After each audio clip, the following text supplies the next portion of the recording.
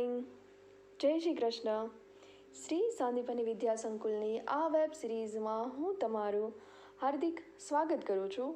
અમારા આ વિડીયોઝને વધારે આગળ જોવા માટે તમે શ્રી સાંદીપની વિદ્યા સંકુલની યુટ્યુબ ચેનલને સબસ્ક્રાઈબ કરી બાજુમાં આપેલા બેલ આઇકનને પ્રેસ કરજો. કેમ છો મારા વાલા વિદ્યાર્થી મિત્રો? મજામાં? આજે આપણે ધોરણ 4માં અંગ્રેજી વિષયમાં યુનિટ 3 માય ફેમિલી, જેની આપણે પહેલાં 1 થી 5 એક્ટિવિટી શીખ્યા, એની એક્ટિવિટી હવે આપણે 6 થી 12 શીખવાની છે. તો આપણે હવે એક્ટિવિટી 6થી શરૂ કરીશું.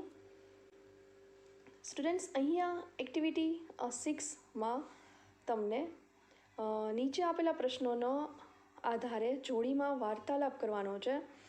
એ તમને પ્રશ્ન પૂછશે, બી ઉત્તર આપશે, પછી બે બી પ્રશ્ન પૂછશે અને એ ઉત્તર આપશે. અહીંયા આ આખી એક્ટિવિટી મેં તમને બુકમાં પુરાવી છે, એ રીતે તમારે પૂરવાની છે. અહીંયા એક્ટિવિટી 6 આપેલી છે. એક્ટિવિટી 6ની સૂચના જોઈએ આપણે સૌથી પહેલાં. નીચે આપેલા પ્રશ્નોને આધારે જોડીમાં વાર્તાલાપ કરો. એ પ્રશ્ન પૂછશે અને બી ઉત્તર આપશે. બી પ્રશ્ન પૂછશે અને એ ઉત્તર આપશે. તો અહીંયા એ છે અને અહીંયા છે બી. ઓકે, તો આપણે અહીંયા પેલો એમાં પ્રશ્ન છે કે હુ ઇઝ યોર ફાધર? તમારા પિતા કોણ છે? હુ એટલે કોણ, ઇઝ એટલે છે, યોર એટલે તમારા, ફાધર એટલે પિતા. એટલે અહીંયા તમારે પિતાનું નામ લખવાનું છે. હું મારા પપ્પાનું નામ લખું છું, તમે તમારા પપ્પાનું નામ લખજો. ઓકે, તો અહીંયા હું લખું છું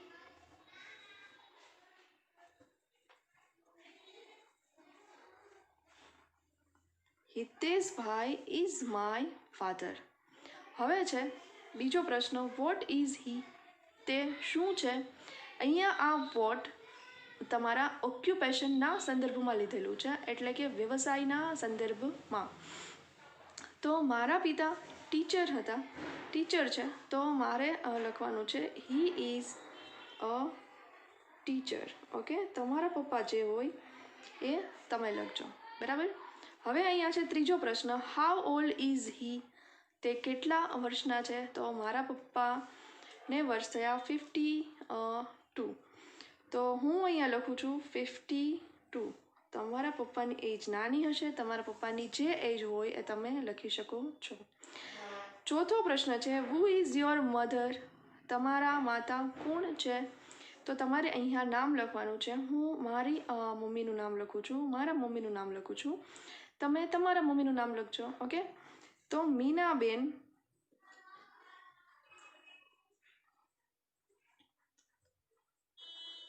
ઇઝ માય મધર. મારા મમ્મી મીનાબેન મારા માતા છે.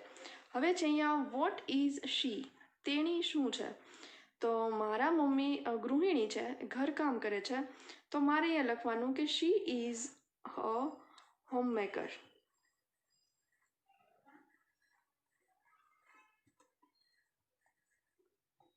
ઓકે, પછી છે છઠ્ઠો પ્રશ્ન, હાઉ ઓલ્ડ ઇઝ શી? તેણી કેટલા વર્ષના છે? તો મારા મમ્મી 50 યર્સના છે. હું અહીંયા લખું છું અને એજ તમે તમારા મમ્મીની એજ લખજો, તમારા મમ્મીને પૂછીને. ઓકે, હવે છે how many brothers have you? તમારે કેટલા ભાઈ છે? તો મારે 2 ભાઈ છે, તો હું અહીંયા લખીશ આઈ હેવ એ 2 બ્રધર્સ. તમે તમારા જેટલા ભાઈ હોય એટલા તમે લખી શકો છો. પછી છે how many sisters have you? તમારે કેટલી બહેન છે? તો મારે એક પણ બેન નથી, એક બેન છે, કઝિન સિસ્ટર, તો હું એનું નામ લખું છું, તો અહીંયા એની સંખ્યા લખું છું, તો લખીશ I have a 1 sister. Okay, જો તમારે અહીંયા બેન ન હોય તો તમે ડેઝ કરી શકો છો, હોય તો તમે સંખ્યા લખી શકો છો. What are there names? તેનું નામ શું છે? કોનું નામ? તો ભાઈનું અથવા તો તેનું. તો ધેર નેમ્સ, પણ અહીંયા નેમ્સ છે એટલે કે નામો, પણ મારે તો એક જ બહેન છે, તો હું અહીંયા એક જ નામ લખીશ, બીજામાં ડેઝ કરીશ. તો વોટ આર ધેર નેમ્સ? તો ધેર નેમ્સ આર અહીંયા એક જ છે એટલે ઇઝ આવશે. ધેર નેમ ઇઝ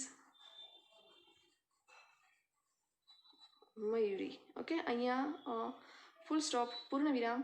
અહીંયા એન્ડથી તમારે કંઈ લખવાનું નથી. જો તમારે બે બહેનો હોય તો તમારે અહીંયા એનું નામ એન્ડ અહીંયા એનું બીજું નામ લખવાનું રહેશે અને આર જ આવશે. Okay students, activity 7. આ એક્ટિવિટી જેવી આપણે અગાઉ પણ ઘણી બધી એક્ટિવિટીઝ કરી છે. અહીંયા તમારે આ એક્ટિવિટીમાં તમારા શિક્ષકની મદદથી વાક્યો બોલો અને મૂળાક્ષરને ઓળખો. બરાબર, હું કહું એ રીતે તમારે વાક્યો બોલવાના છે અને મૂળાક્ષરને ઓળખવાના છે. તો અહીંથી પહેલાં મૂળાક્ષર આપણે જોઈએ. તો અહીંયા કયો મૂળાક્ષર છે? તો કે ડી.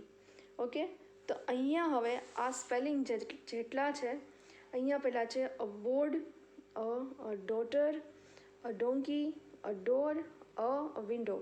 હવે આ સ્પેલિંગમાં જ્યાં જ્યાં ડી આવે છે તે તમારે લખવાનો છે, તમારે કાઉન્ટ કરવાનો છે અને એ શબ્દ પરથી તમારે વાક્યો લખવાના છે. અને અહીંયા છે જી મૂળાક્ષર. જી મૂળાક્ષરમાં સ્પેલિંગ છે a glass, a girl, a guava, N orange, a tiger. Okay, તો હવે તમે સ્પેલિંગ વાક્ય કેવી રીતે લખશો?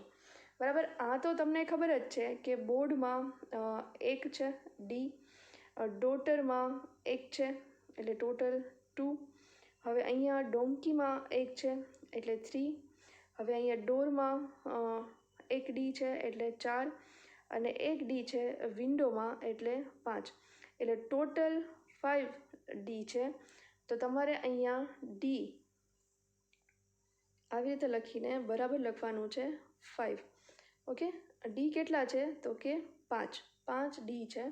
હવે તમને વાક્યો લખવાના છે એવી રીતે ધીસ, ધેટ અને ઇઝનો ઉપયોગ કરીને. સ્ટુડન્ટ્સ, મેં તમને એક્ટિવિટીમાં અહીંયા જે વાક્યો લખવાના છે એનું એક્ઝામ્પલ આપેલું છે અને એ પણ કેવી રીતે લખવા એ મેં તમને એક્ટિવિટીમાં આગળ તમને હું કહીશ એ રીતે તમને મેં શીખવ્યા છે. ઓકે, તો અહીંયા આપણે ખાલી કાઉન્ટ કરી લઈએ, પછી હું તમને હોમવર્કમાં જે આપ્યું છે એક્ટિવિટી એમાં હું તમને એક્ઝામ્પલ સહિત શીખવાડીશ.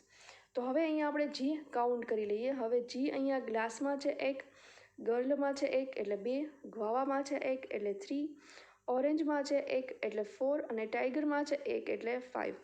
તો અહીંયા G is equal to 5. Okay, તો અહીંયા જી કેટલા છે? તો કે 5. ઓકે, તો હવે અહીંયા આપણે આગળ જોઈએ.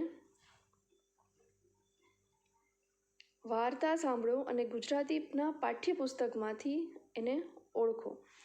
હવે અહીંયા એક વાર્તા છે. આ વાર્તા તમારા ગુજરાતીના પાઠ્યપુસ્તકમાં પણ છે. હું તમને વાંચીને સંભળાવું છું આ વાર્તા. આ વાર્તા તમે તમારા ગુજરાતીના પાઠ્યપુસ્તકમાંથી શોધજો. ઓકે, તો જોઈએ આપણે એક વાર્તા. ધ બોટ એટલે કે એક હોડી. શું છે? એક હોડી.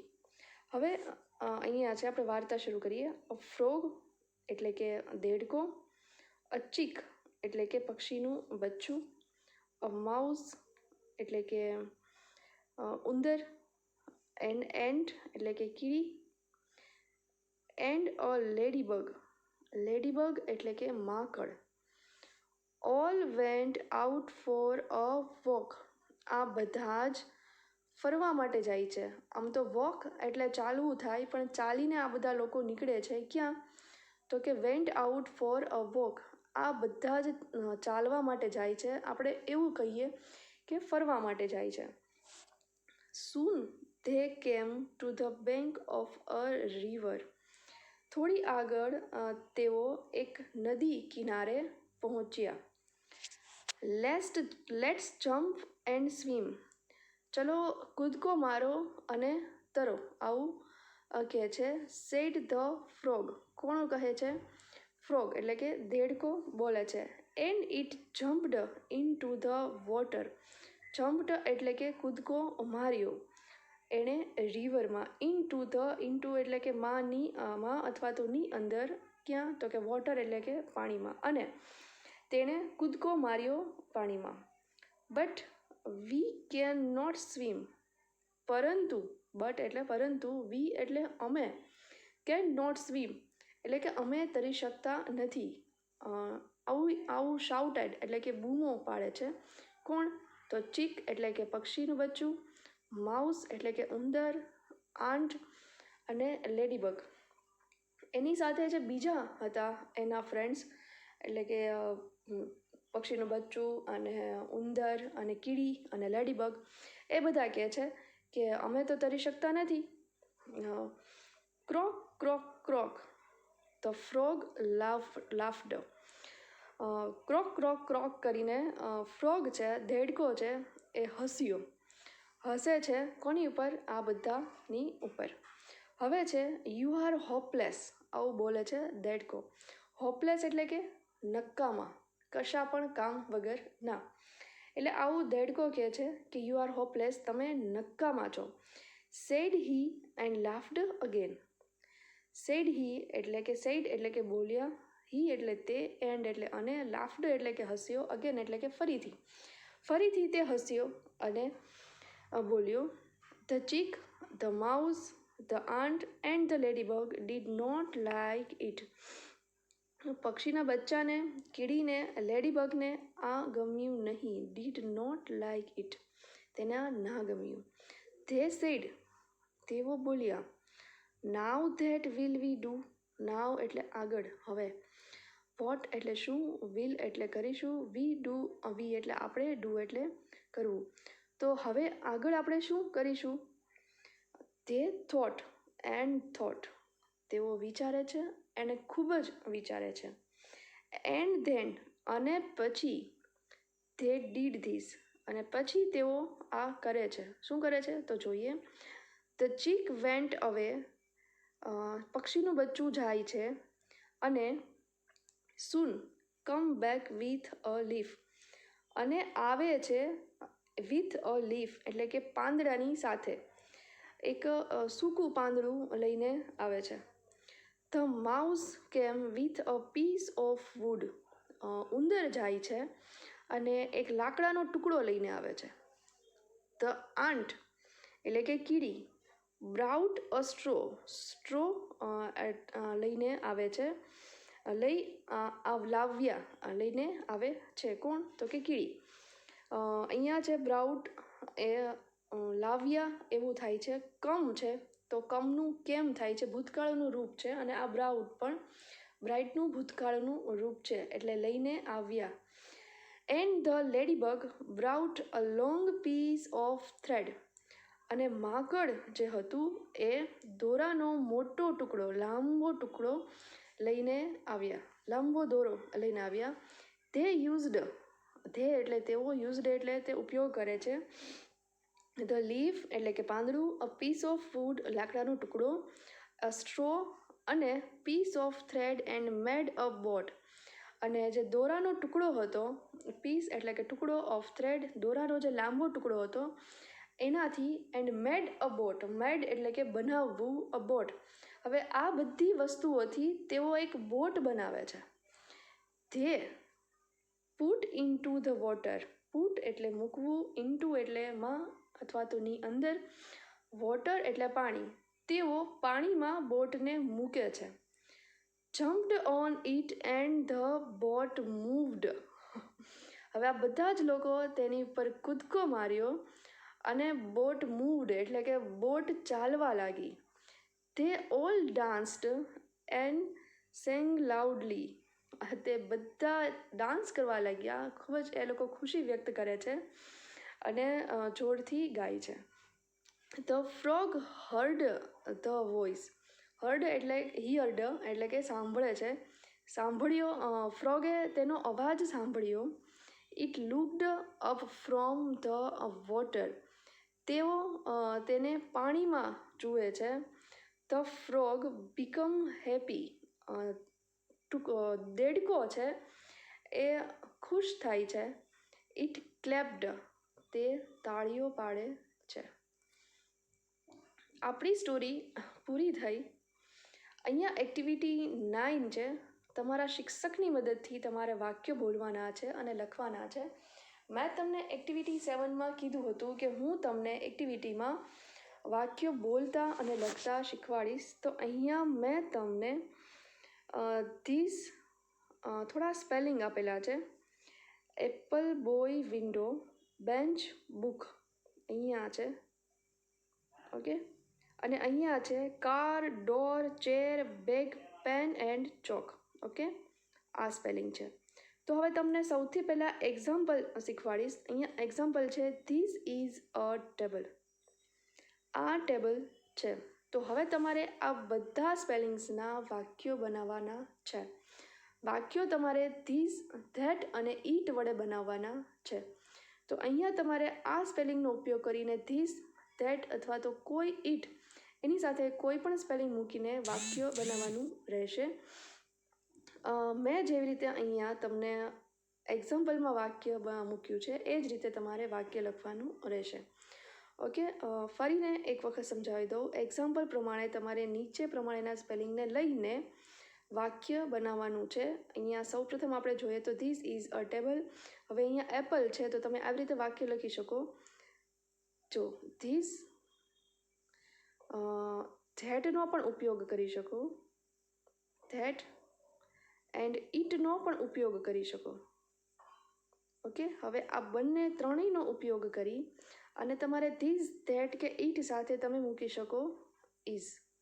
ઓકે, ઇઝ એપલ છે એટલે આર્ટિકલ એન મૂકવાનો રહેશે તમારે. ઇઝ એન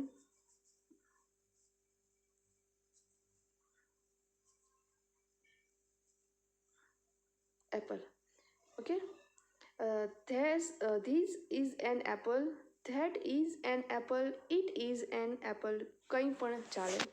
ઓકે, તો તમારે આ રીતે વાક્ય બનાવવાનું રહેશે. હવે જોઈએ એક્ટિવિટી 10. આ એક્ટિવિટી થોડી અલગ છે. ખાલી તમારે અહીંયા મૂળાક્ષર ઓળખવાનો છે અને બોક્સમાં લખવાનો છે. આપણે અત્યાર સુધી ઊંધું કરતા અહીંયા પહેલાં મૂળાક્ષર આપેલો હતો.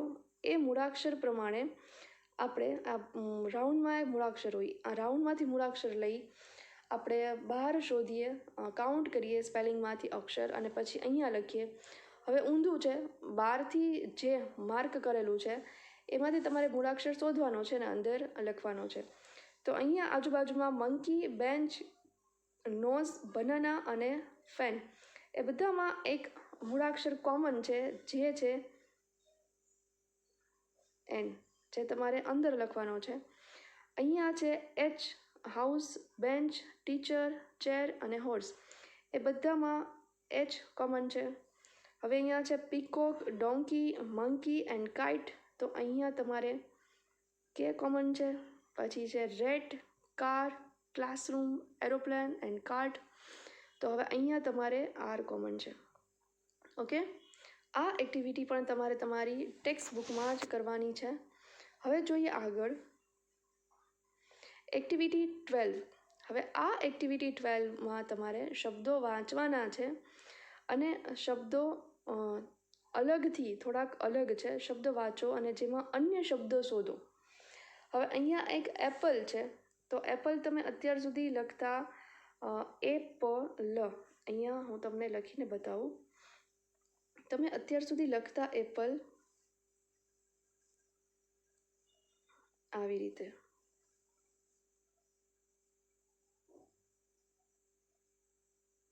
ઓકે, પણ અહીંયા થોડું અલગ છે એપલ. અહીંયા એનો એ કર્યો છે અને પલ એવી જ રીતે છે. ઓકે, હવે અહીંયા છે એક, તો તમારે સામે લખવાનું છે એક. આ આખી એક્ટિવિટી સ્ટુડન્ટ્સ હું તમને એક અલગથી પેજમાં સમજાવીશ અને કરાવીશ. જે માટે તમારે જેવી રીતે હું એ એક્ટિવિટી તમને શીખવાડું એ જ રીતે તમારે એ એક્ટિવિટી તમારી રફ બુકમાં કરવાની છે. આ એક્ટિવિટી તમારી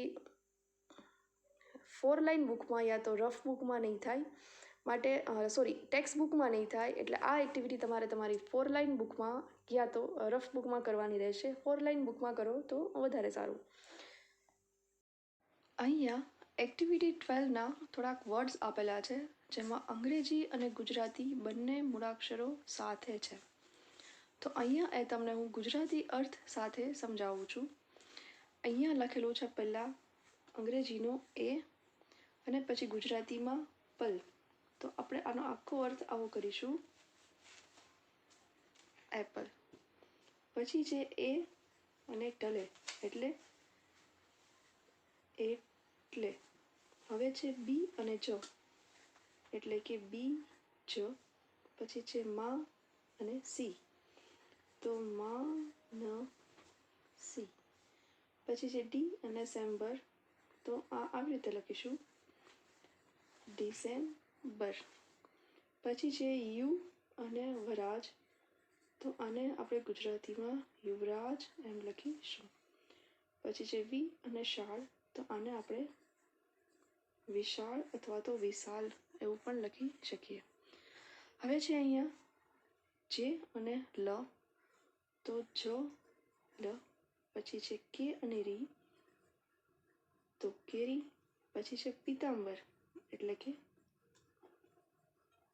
પીતાંબર. પછી છે આર અને પાર તો આપણે આર પાર એવું લખીશું. પછી છે કપ અને ટી તો કપ ટી. ઇતિહાસ તો ઇતિહાસ. હા જી હા. અહીંયા આપણે હા જી હા આવી રીતે લખીશું. હવે છે અહીંયા એ અને ક તો અહીંયા આપણે એક એવો ગુજરાતી અર્થ થાય. પછી છે બીકણ જેને આપણે બીકણ એવું લખી શકીએ. પછી છે સીવણ તો સી ણ. પછી છે બી લા ડી તો બી લા ડી. પછી છે ઇંગ્લિશ તો આપણે લખીશું ઇંગ્લિશ. પછી છે પરાયું. પછી છે માનવી. પછી છે કેળું. પછી છે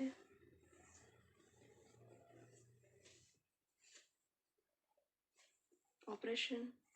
પછી છે દીપિકા. પછી છે ચપટી. હવે છે જિગ્નેશ અને આ છે જીવન. તો આપણે અહીંયા આ શબ્દો આવી રીતે જોયા. તમને એક્ટિવિટી 12માં આ શબ્દો આપેલા છે. હજુ પણ બીજા શબ્દો બાજુમાં આપેલા છે, એને પણ તમારે વાંચીને શીખવાના છે. એમાં ખાલી અંગ્રેજી શબ્દો જ છે જેને તમારે ગુજરાતી આપવાનો છે અર્થ. એના કોઈ ગુજરાતી અર્થને તમારે આવી રીતે લખવાના થતા નથી. તો હવે આપણે આ એક્ટિવિટી અહીંયા જ પૂરી કરીએ છીએ. હવે આપણે હોમવર્ક જોઈ લઈએ જે આગળ 6 to 12 6 થી 12 એક્ટિવિટી સુધીનું છે. તો નેક્સ્ટ જોઈએ હોમવર્ક. આ તમારું હોમવર્ક છે સ્ટુડન્ટ્સ. અહીંયા મેં તમને એક્ટિવિટી વાઇઝ જ હોમવર્ક આપેલું છે. એક્ટિવિટી 6માં તમારે ખાલી જગ્યા પૂરવાની છે. 7માં તમારે મૂળાક્ષરો ઓળખો અને વાક્ય લખવાના છે. 9માં એક્ટિવિટીમાં તમારે ઉદાહરણ પ્રમાણે વાક્ય લખવાના છે. મેં તમને સ્લાઇડમાં જેવી રીતે વાક્ય શીખવ્યા હતા એ રીતથી. એક્ટિવિટી 10માં મૂળાક્ષર ઓળખી તમારે ખાનામાં લખવાનો છે. એક્ટિવિટી 12માં તમારે શબ્દો લખવાના છે જેવી રીતે મેં તમને શીખવ્યા એ રીતથી. ઓકે સ્ટુડન્ટ્સ, તો હવે ફરીને મળશું નેક્સ્ટ એક્ટિવિટી 13થી. અહીંયા આપણે 12 સુધી એક્ટિવિટી આજે શીખ્યા અને એનું હોમવર્ક પણ મેં તમને આપ્યું. તમારે એક્ટિવિટી વાઇઝ અડધું હોમવર્ક ટેક્સ્ટ બુકમાં કરવાનું છે, જે તમારે ટેક્સ્ટ બુકમાં થઈ શકે એવું તમારી ખાલી જગ્યા ટેક્સ્ટ બુકમાં પુરાઈ જશે. મૂળાક્ષરો ઓળખી જે લખવાના છે અંદર એ પણ ટેક્સ્ટ બુકમાં લખાઈ જશે. તમારું જે ટેક્સ્ટ બુકમાં જે થાય હોમવર્ક એ ટેક્સ્ટ બુકમાં કરવાનું. પણ જે હોમવર્ક ટેક્સ્ટ બુકમાં નથી થઈ શકે, જેમ કે વાક્યો લખવાના છે, તો એટલી સ્પેસ એટલી જગ્યા ટેક્સ્ટ બુકમાં નથી. તો તમારે એ હોમવર્ક શેમાં કરવાનું રહેશે? 4 લાઇન બુકમાં. ઇંગ્લિશનું હોમવર્ક હંમેશા 4 લાઇન બુકમાં કરવું, જેથી કરીને તમને સરસ રીતે લખવાની, કેપિટલ અને સ્મોલ લેટર્સ લખવાની સરસ મજાની આદત પડી જાય. ઓકે, તો તમારે અડધું લેશન હોમવર્ક તમારે 4 લાઇન બુકમાં કરવાનું છે અને અડધું ટેક્સ્ટ બુકમાં. ઓકે સ્ટુડન્ટ્સ, તો હવે ફરીને મળશું આપણે નેક્સ્ટ એક્ટિવિટી 13થી નેક્સ્ટ વિડીયોમાં. ત્યાં સુધી good bye students. Thank you.